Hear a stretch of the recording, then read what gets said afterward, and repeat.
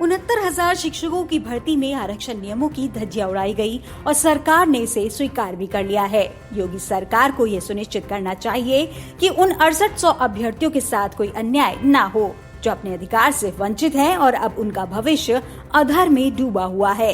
इसी विषय को लेकर पात्र अभ्यर्थी लखनऊ के इको गार्डन में धरना दे रहे हैं और अपनी मांगों को पूरा करने के लिए सरकार को घेरने का प्रयास कर रहे हैं। समाजवादी पार्टी के माननीय राष्ट्रीय अध्यक्ष आदरणीय अखिलेश यादव जी ने हमें यहाँ भेजा है। ये जो बच्चे हैं 69,000 शिक्षक भर्ती, जो ये पिछड़े वर्ग के बच्चे हैं, लगभग 6800 ऐसे बच्चे हैं जिनको गलत तरीके से इस सरकार ने निकाल दिया। ये इनका धरना प्रदर्शन आज से नहीं 2019 से चल रहा है, लगभग 4 से 5 साल होने को आ रहा है और सरकार कहीं ना कहीं उनकी मंशा गलत है। सरकार ने एक बार बीच में चुनाव के पहले गलती माना था कि हमसे गलती हुआ है, 6800 बच्चों को गलत तरीके से हम लोगों ने निकाल दिया है और कोर्ट ने भी ये बच्चों को कोर्ट में भी जाना पड़ा।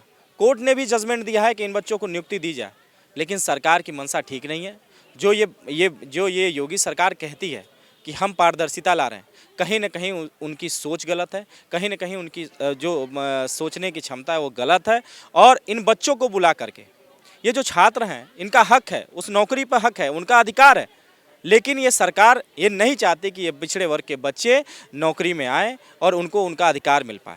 योगी सरकार इन बच्चों पर लाठियां भी चार्ज करा रही है, बाबरतापूर्वक अत्याचार भी कर रही है। लेकिन समाजवादी पार्टी के राष्ट्रीय अध्यक्ष आदरणीय अखिलेश यादव जी ने कहा है इन बच्चों के लिए, उन्होंने मुझे भेजा है और कहा है इन बच्चों से कि जब भी समाजवादी सरकार आती है, जब भी समाजवादी पार्टी को मौका मिलता है तो सबसे पहले इन 6800 बच्चों को नियुक्ति देने का काम समाजवादी सरकार में किया जाएगा। मेरा समाजवादी छात्र सभा का अध्यक्ष होने के नाते छात्रों की जहाँ भी समस्या आएगी, जिस जगह पर समस्या आएगी, समाजवादी छात्र सभा वहाँ छात्रों के साथ खड़ी रहेगी। और ये आंदोलन अपने हमको लगता है कि रिजल्ट मोड में आने जा रहा है, क्योंकि ये बच्चे अब मानने वाले नहीं, क्योंकि सरकार झूठ पे झूठ बोल रही है। और योगी जी से बड़ा झूठा अब कौन हो सकता है, जो बच्चों को बुलाकर और उन्हें देते हैं कि उन्हें आश्वासन देते हैं, भरोसा दिलाते हैं। और एक जोगी, जो कहा जाता है कि जोगी कभी झूठ नहीं बोलता है, लेकिन आज देखिए क्या है स्थिति। इन बच्चों के साथ लगातार झूठ बोला जा रहा है, इनके साथ अत्याचार किया जा रहा है। लेकिन यह अब समय आ गया है कि इन बच्चों को उनके हक अधिकार दिलाने के लिए समाजवादी पार्टी मजबूती के साथ खड़ी है। आपको बता दें कि इस कार्यक्रम में समाजवादी पार्टी के राष्ट्रीय महासचिव और एमएलसी स्वामी प्रसाद मौर्य ने भी हिस्सा लिया और मौजूदा भाजपा सरकार की नीतियों की खुलकर आलोचना की तथा धरना दे रहे अभ्यर्थियों को भरोसा दिलाया कि आने वाले समय में उनकी मांगों को लेकर आंदोलन और तेज किया जाएगा तथा उनकी मांगों को पूरा कराया जाएगा। लगातार योगी सरकार आकंठ भ्रष्टाचार में डूबी हुई है। अपने चहेतों को रेवड़ी की तरह नियुक्ति पत्र देकर के आरक्षित पदों के सापेक्ष बैठाने में लगे हुए हैं। उनके इसी भ्रष्टाचार के भुक्तभोगी हैं। यहाँ पर धरना स्थल पर बैठे हुए हमारे 69,000 शिक्षकों के पीड़ित वो चयनित अभ्यर्थी जिनका चयन होने के बावजूद भी नियुक्ति पत्र नहीं मिला है।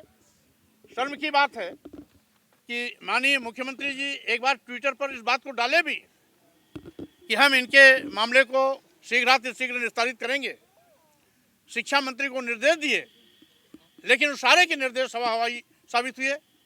इसी तरीके से माननीय उच्च न्यायालय ने भी उत्तर प्रदेश सरकार को इस बात का निर्देश दिया कि इन 68,000 शिक्षक भर्तियों को तत्काल तैनाती दी जाए, लेकिन उसको भी रद्दी की टोकरी में उत्तर प्रदेश सरकार ने डाल दिया।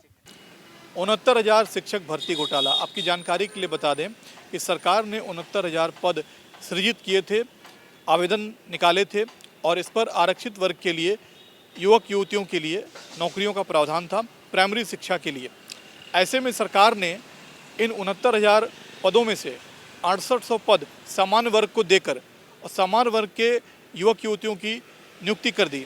इसी बात को लेकर के आज ये अभ्यर्थी धरना प्रदर्शन कर रहे हैं और ये सरकार से मांग कर रहे हैं कि जल्दी से 6800 पदों पर जो गलत नियुक्ति की गई है उसे निरस्त करके पुनः एससी और ओबीसी को उनकी जगह पर जगह दी जाए।